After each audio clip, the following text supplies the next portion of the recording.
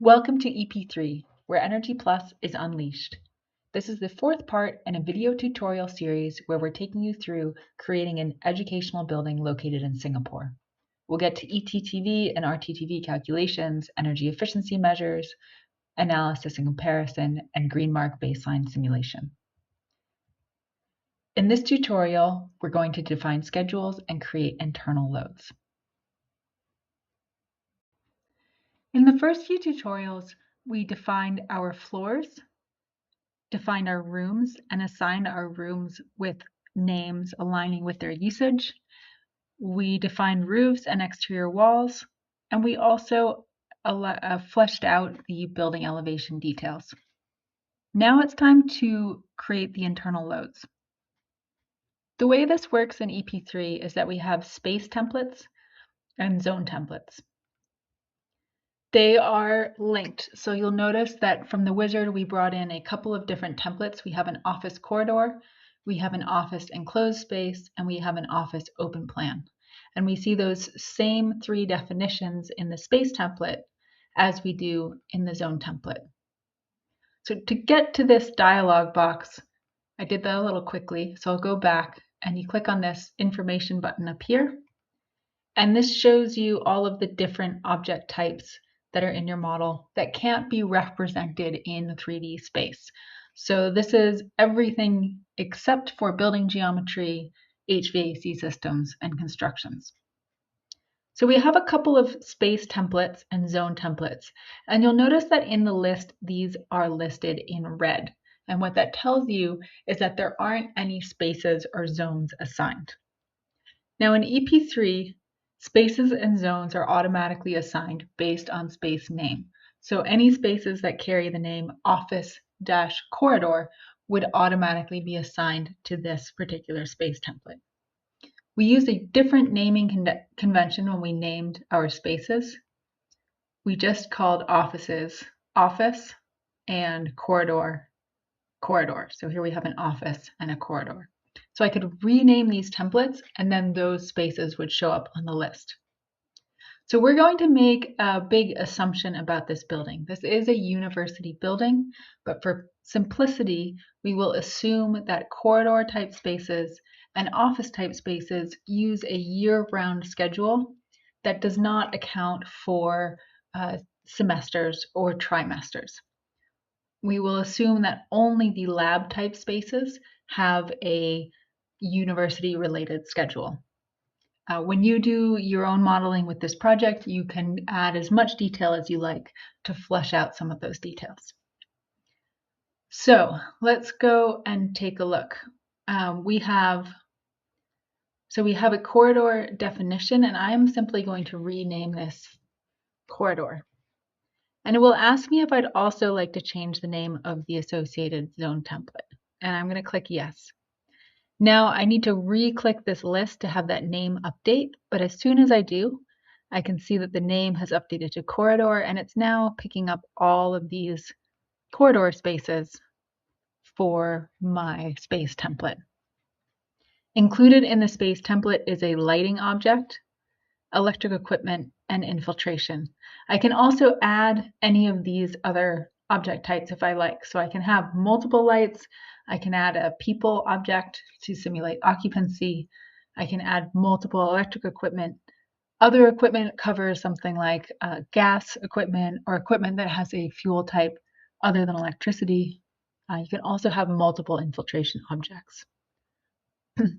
Under the zone template, we have a sizing object, and this tells EP3 how to auto size your zone HVAC equipment. We also have a thermostat, which tells the simulation what the heating and cooling set points are. Now, we do need to have a heating set point as well as a cooling set point, even though this building is located in Singapore and has cooling only set points and cooling only equipment. So let's go through our space types. So we've brought in an open plan and an enclosed space type, but in this building, we really mostly just have open plan offices. So I'm just going to assume that the office type spaces we assigned are all open plan type offices, and I'm just going to change the name of this to office. And again, if I click on the list, you can see all of the different office spaces that are in this building. Also, if we choose a template, you can see that in the 3D model, there's some spaces lighting up, and I just clicked V to go to X-ray mode, and you can see what those spaces are. And this shows you in your 3D model where your spaces that are included in this template, where those are located. So that can be quite helpful if you're creating reports for your clients. You can give them a screenshot of your building that shows the locations in 3 dimensions of where each occupancy type lives. So we have a bunch more occupancy types. Let's see, we have stairs, MEP, conference room, lab, laboratory, office, and we also have this lobby type space. So for some of these, the conference room, I would like to use an office building conference room template. And we had that when we did the wizard, and we did not bring it in. But don't worry, we can bring in those templates at any time. So if we go up here to the import button, I can go to import templates. And this will look similar to the wizard. It actually is called model wizard up here. And I can go to internal loads and open the EP3 library, space by space occupancy types, and go to office conference. I can also pull in an office MEP and an office lab occupancy type. And I'll say import selected.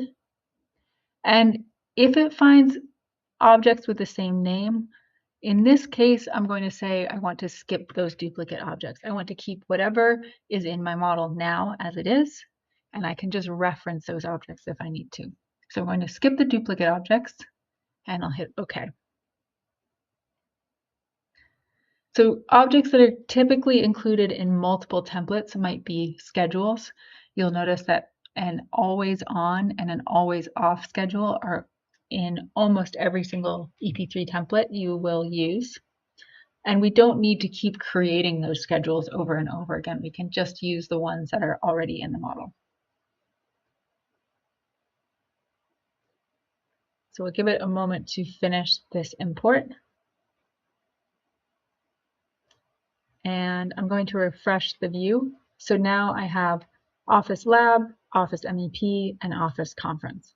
And let's take a look again at our outliner. So we have conference room instead of office-conf. So conference room, and we'll hit yes.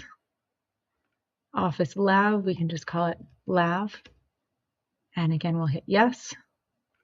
And office MEP, we can just call it MEP. And then we'll hit yes.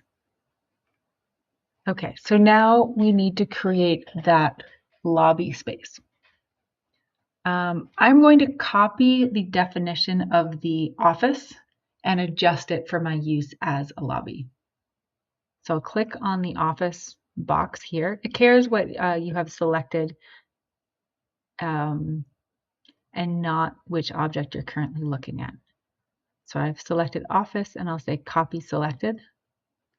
And I'm going to name this lobby. And I'm going to adjust the people. So we could say 30 square meters per person instead of 12.5. But all of the schedules and everything else will remain the same. And if I go to my, let's see, we have MEP is showing up here, and the lobby is showing up here. So that seems correct. I also need to create my lobby zone template. So I'll go down here and select office and say copy selected. And I will call this lobby.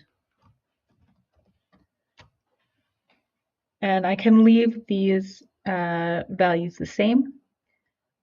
But you, with your model, you may have more details that I don't have access to. You may want to flesh out those details and a little bit further.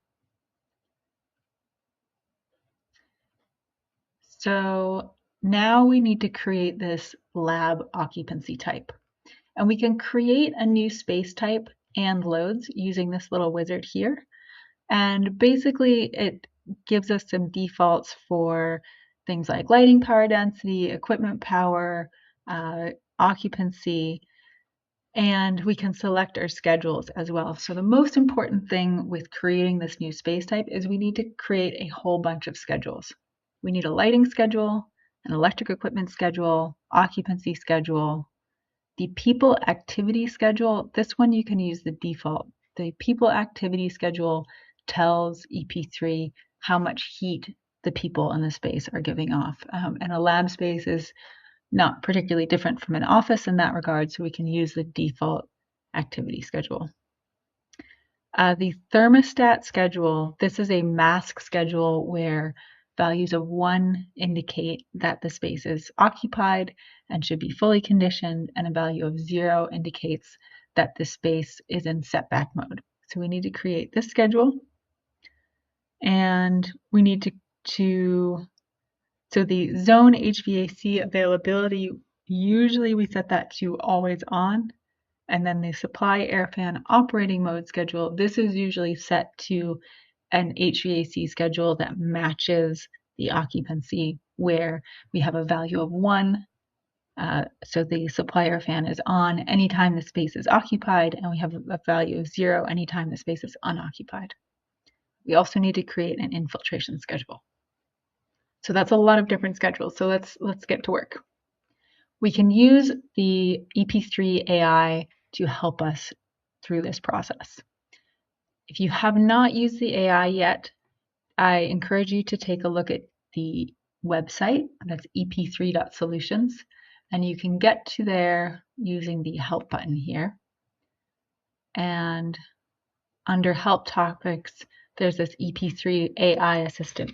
So read up on the EP3 AI assistant, and it will also tell you how to get an Anthropic API key, which is what you need in order to work directly with the AI.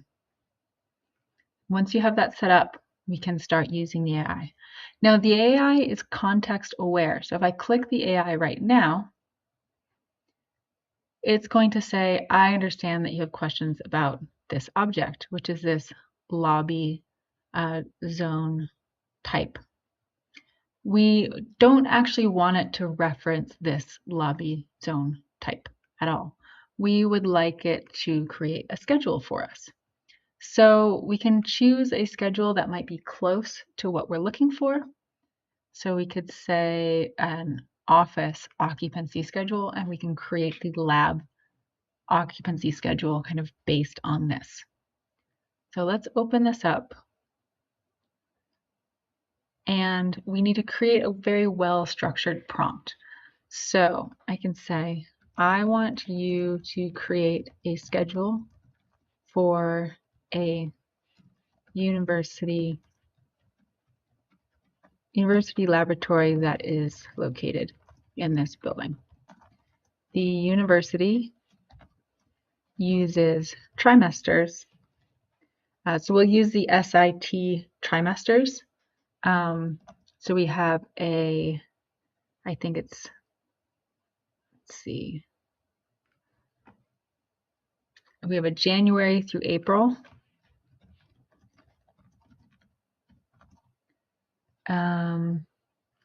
May through August, and September through December.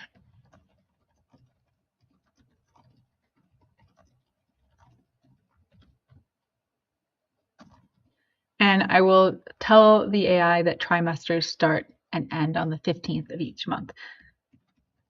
Again, if you have more details and more specifics, you can add them to your particular model.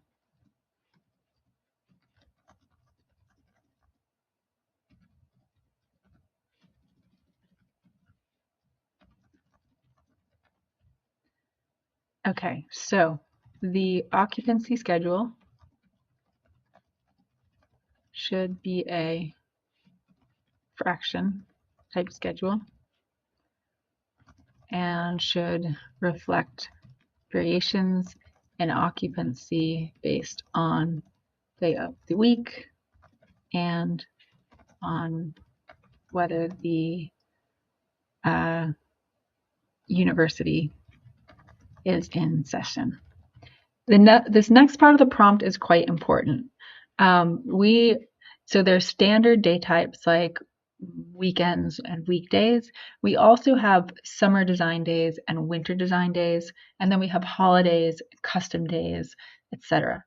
So a simple way to specify this in EP3 and Energy Plus is you can set a for block that gives multiple day types. This is the text viewer for your schedules. Let's open up the graphical viewer, which is a bit more user-friendly. So here we have a date block from January 1st through December 31st. We have a couple of different types of days. We have a winter design day. If I click on the swatch here, it will highlight and show me. So for the winter design day, the occupancy is 0. And we want the AI generated schedules to follow this pattern, where the winter design day is basically all of the internal loads will be 0. So we have the maximum heating load. Now, for this particular building in Singapore, it's less critical. There really are not going to be any heating loads, but this is good practice as you may be working on buildings all over the world. So we have our weekdays and our summer design day share the same definition pattern. So we have no use at night and then peaks during the day, and there's a little drop for lunch. So this is sort of the maximum typical usage, and so we're going to use that for our summer design day as well. Then we have a definition for Saturdays, and we have a definition for all other days. So there are other day types. If we click here, you can see there's some other day types listed. And all other days simply is a catch-all for anything that's not already covered. So I want to give the AI a nice good prompt that will help it generate a schedule that covers all of these eventualities. So let's say cover all required day types. Winter design day values must be included in each date range and should have values of 0.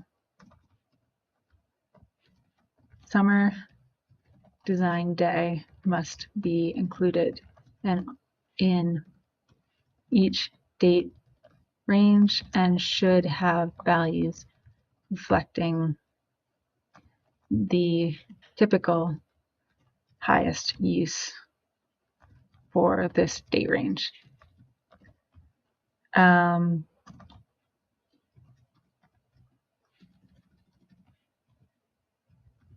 Weekdays are typically the occupied days with some usage on weekends.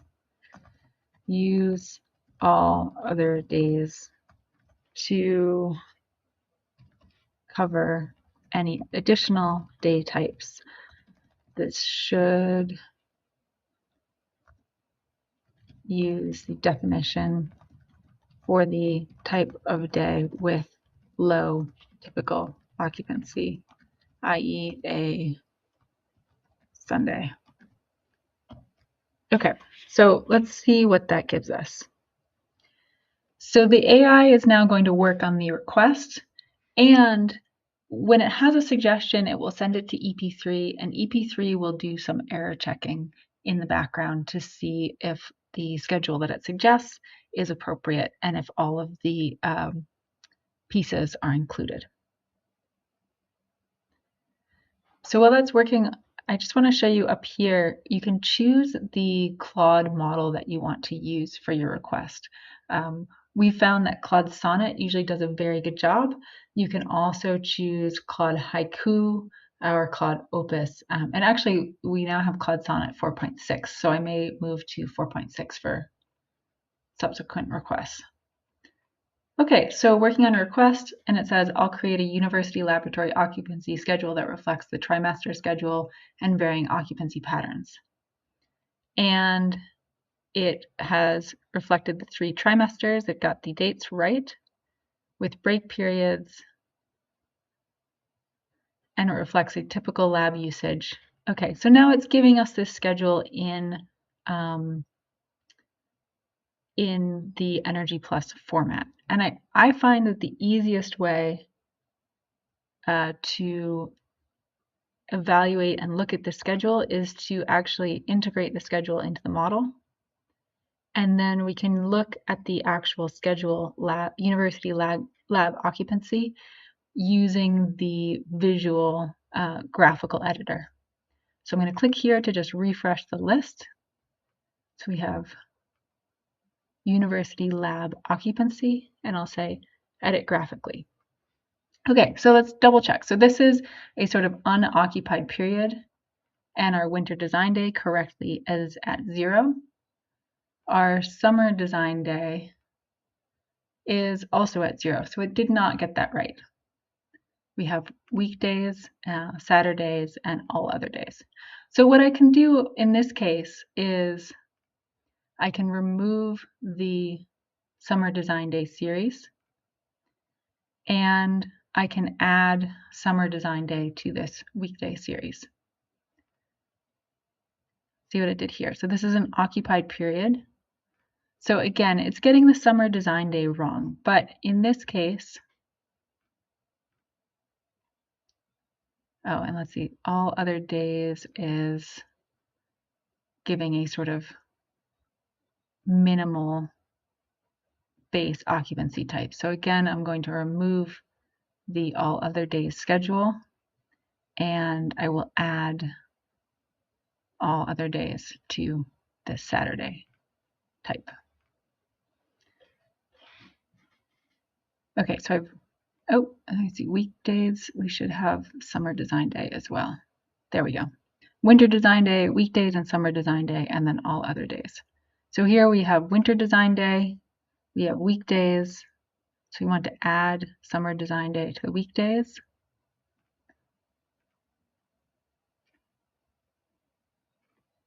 And we have to click submit, there we go. Then we have Saturdays and all other days. So this looks better. So here we have winter design day, summer design day. So we have the same issue. So we'll have to make the corrections a couple of times, and we'll try to do a little bit better job with the prompts on the next schedule. We can actually reference this university lab occupancy schedule in our next prompt as we create our lighting schedule.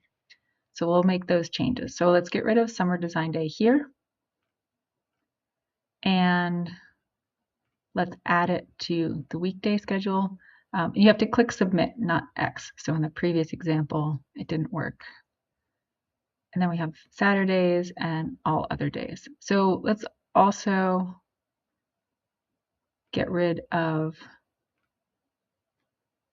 all other days, and we will add it to Saturday. So same thing, summer design day we don't want.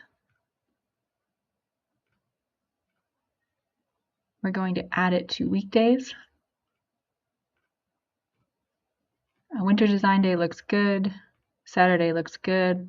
All other days looks pretty good as well. Okay. Summer design day, we don't like this one.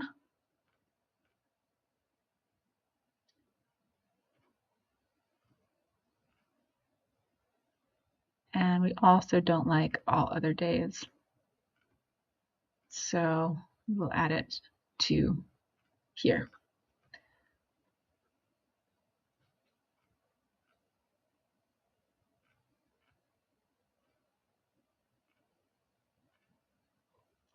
And we're almost done.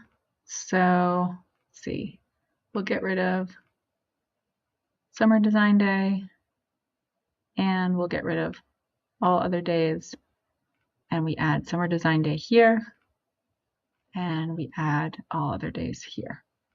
And then we'll click save data. Okay, so now we can copy this prompt so we can edit this in the next prompt, but I'm going to close this window because you remember the AI is contextual. So if I open the AI while this particular schedule is in my dialog box, it will reference this schedule. It will send this schedule to the AI as a reference for our next request. So I will paste the prompt, but I'm going to erase some of this stuff. So you can say, I want you to create a schedule for, let's actually create the schedule completely from scratch, but referencing this schedule. So you can say, using this schedule as a reference, I want you to create a lighting schedule for a university lab building. Follow the structure of this schedule. And make sure that lights are on when the occupancy schedule is greater than 0. Make sure that winter design day, summer design day, and all other days are included in each date range. Winter design day values should always be 0. Summer design day values should reflect the typical occupancy pattern for the highest use day of that block. All other days should reflect the typical lowest use pattern for that block. Reference lab occupancy. Reference, let's see, what's it called? University lab occupancy, for an example.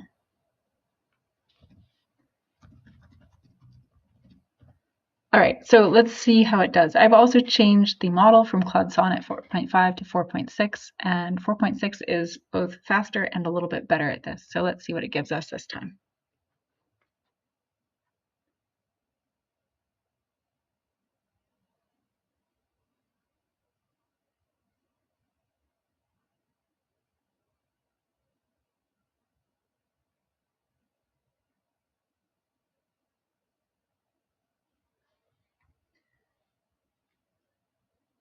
So it's working on the request. It may take a little bit to do this request. Okay, so here we have our schedule. And okay, so already it looks better. We have the same schedule for weekdays and summer design days. Winter design day 0, all other days has some fluctuation. So let's click integrate and take a look at this schedule using the viewer. So university lab lighting. Weekdays and summer design day, winter design day, all other days. So this looks much better. Saturdays, weekdays, design, winter design day, all other days. So this looks really good. So we can continue with this prompt to create our other needed schedules. We'll notice that during these occupied periods, the lights do not turn off entirely at night. They're at 20% at night. So we could delete the schedule and ask the AI to recreate it, but make sure that the lights do turn off at night. So let's go ahead and do that. So we're going to delete the schedule and say,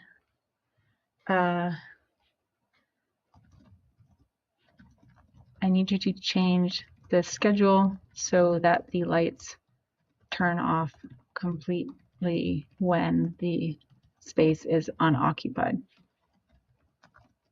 everything else is, let's see, don't change anything else about the schedule.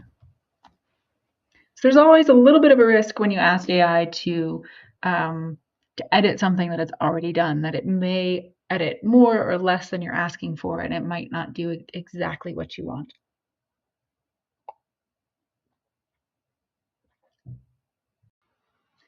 Okay, so I had a little issue with the recording, so I'm going to tell you a prompt that happened about 2 minutes ago.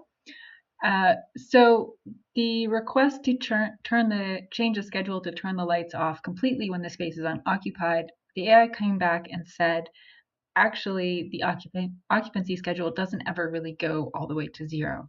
And I opened the occupancy schedule and took a look at it, and actually it's right. Only the winter design day goes all the way to 0, and that's not actually what we want. So the first step is to ask the AI to update the occupancy schedule to reflect 0 occupancy at night and to have some hours when the building is actually closed. So I've asked it to suggest modifications so that it reflects the building being closed at night. And I've asked it to determine an appropriate time for the building to close and reopen based on its understanding of university laboratory occupation and use. So now it's saying, okay, this is what I think it should do. Open at 7 a.m., close at 2300, and then it's going to be closed between those hours. Now it's going to suggest recreating this existing object. So there's one caveat here in that well,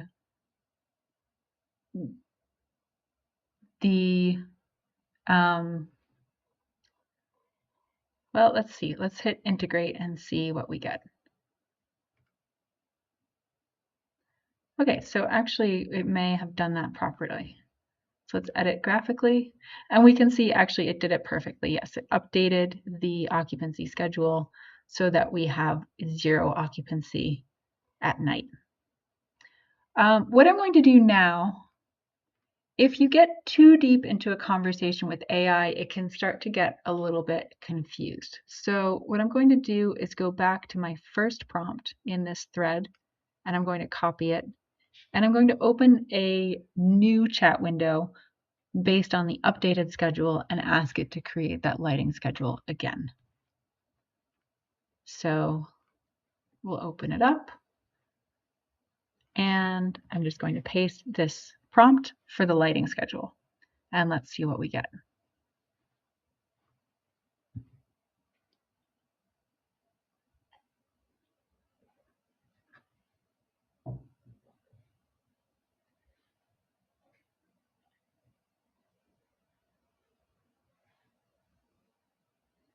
So this process takes a little bit of time to develop these schedules, and once you flesh out your schedules and create your template, you can save your templates for use later on. So you can reuse this lab, university lab occupancy type in a future project. You don't have to recreate it. Okay, so we have an object, we have some analysis. Let's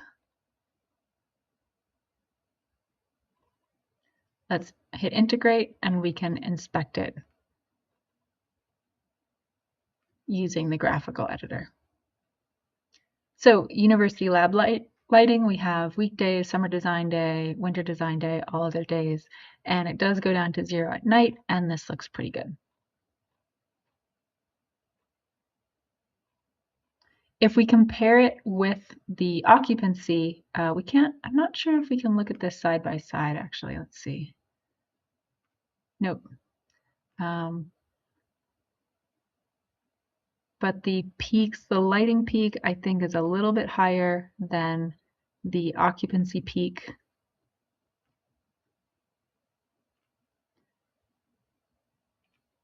Yeah, the lighting peaks are a little bit higher than the occupancy peak. You could specify some parameters for that as well. You could say, peak occupancy is going to be 90%. The lighting should go up to 100%. You can vary these how you like. There are also some standard schedules from, say, ASHRAE and other places that you can use to develop these schedules. Okay, so now we need to create an electric equipment schedule. So let's do the same thing. So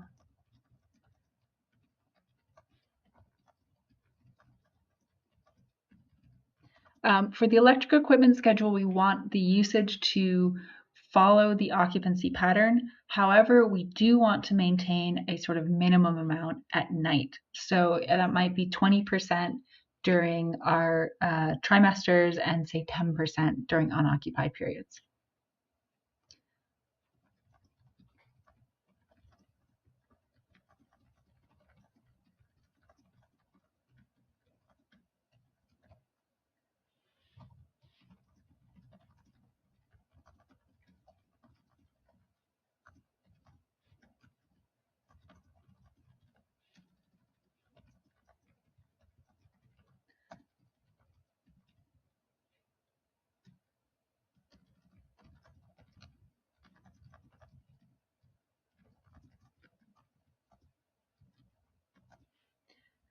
%, during unoccupied periods.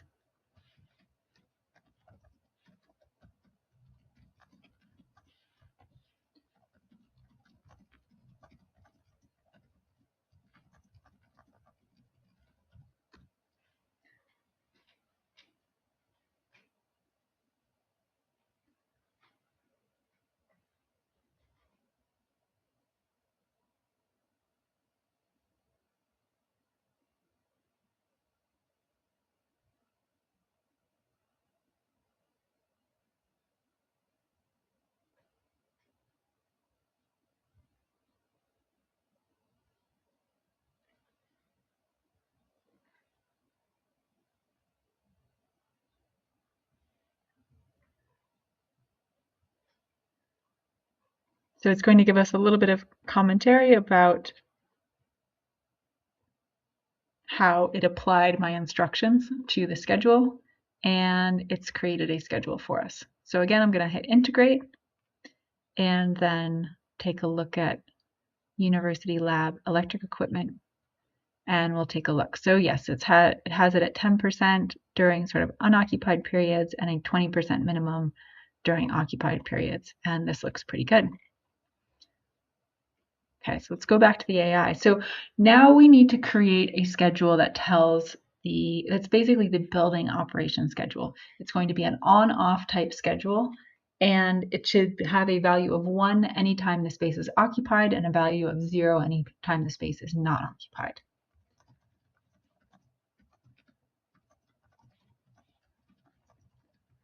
This schedule is going to be used for the thermostat masking, and it will also be used to control the zone HVAC equipment. So it will tell the zone HVAC equipment when it has to be on. It could cycle on at night, but when the schedule has a value of 1, the zone HVAC equipment is always on. Okay.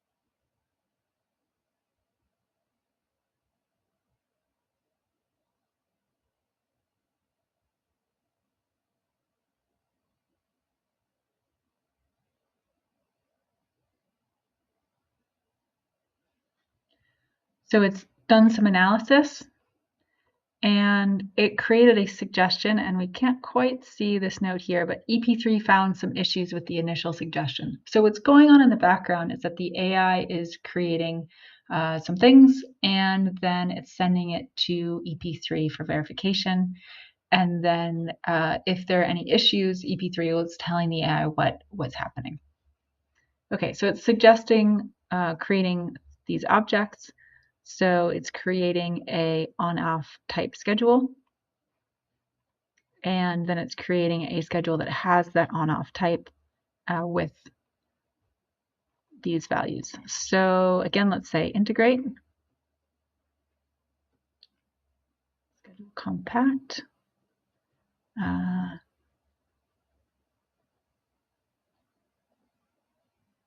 let's see, university lab HVAC operation, and here we have an on-off type schedule.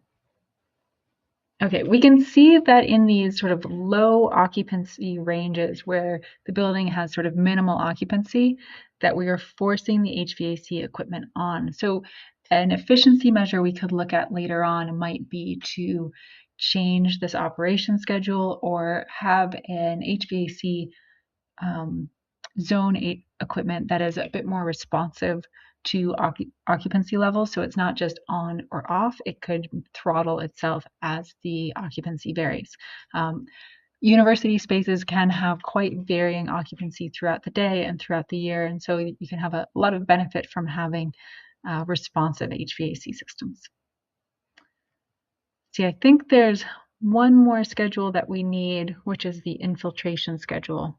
So according to ASHRAE Appendix G, the infiltration should be 100% when the HVAC systems are off and 25% when the HVAC systems are on. So I will say use the HVAC system, use the HVAC operation schedule that you just created and create an infiltration schedule. The infiltration schedule should be of type fraction and should have a value of 1 anytime the HVAC operation schedule has a value of 0. The infiltration schedule will have a value of 0.25 anytime the HVAC operation schedule has a value of 1.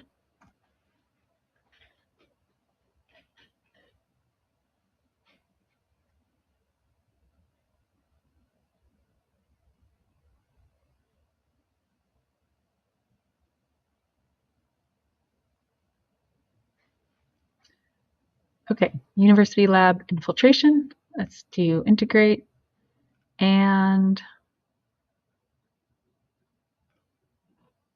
university lab infiltration.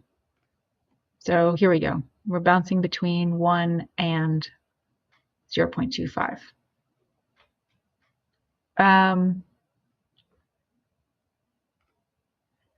The only thing is we do actually, in this case, want winter design day.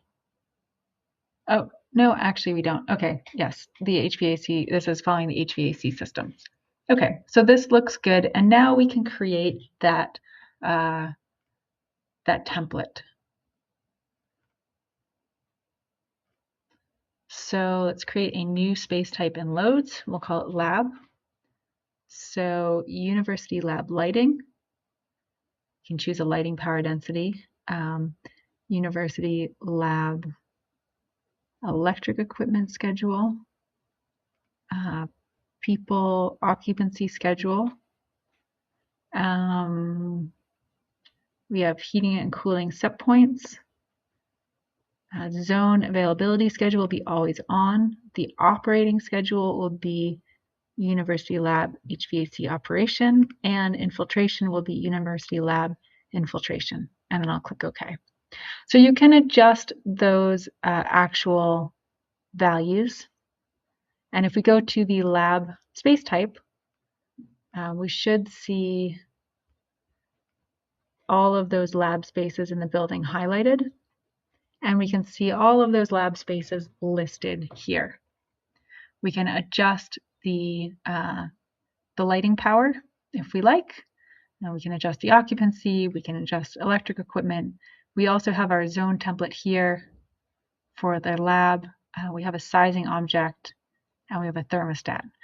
One thing I'd like to do is under the sizing object, we need to take a look at the outdoor air design specification. I think this was in the space type and loads, and I kind of skipped over a little bit. We had a outdoor airflow per person, meters cubed per second per person here that we can specify. So you can keep it at this 0.007 meters cubed per person, or you can do some research and update that to a value that is more in alignment with the building you're trying to model.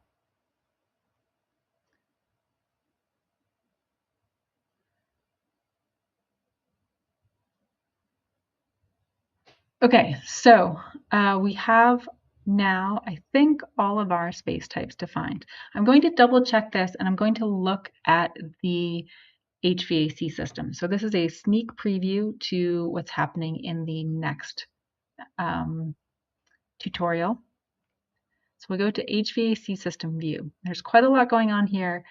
Don't get overwhelmed. We'll go over this in some detail.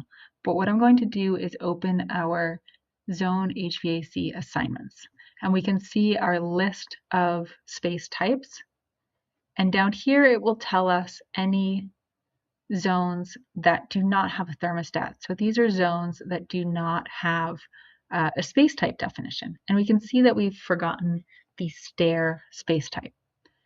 We're not actually going to provide space conditioning to the stairs zones, but we do want to provide some lights and some infiltration to the stairs zone. So let's take a look at our definitions. Okay, so we can copy the corridor space template.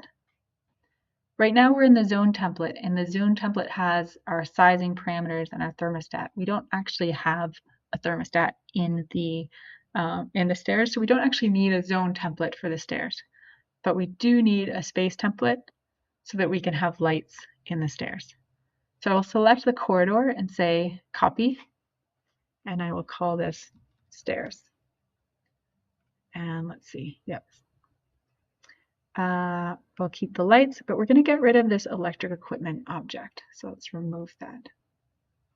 And everything else looks good, looks just the way we want it. So now we have our building with our building geometry is fully defined. We have our spaces named appropriately. We have our internal loads set up, and everything is set up the way that we want it to. In the next tutorial, we'll go through an intro to HVAC systems and simulate our first models.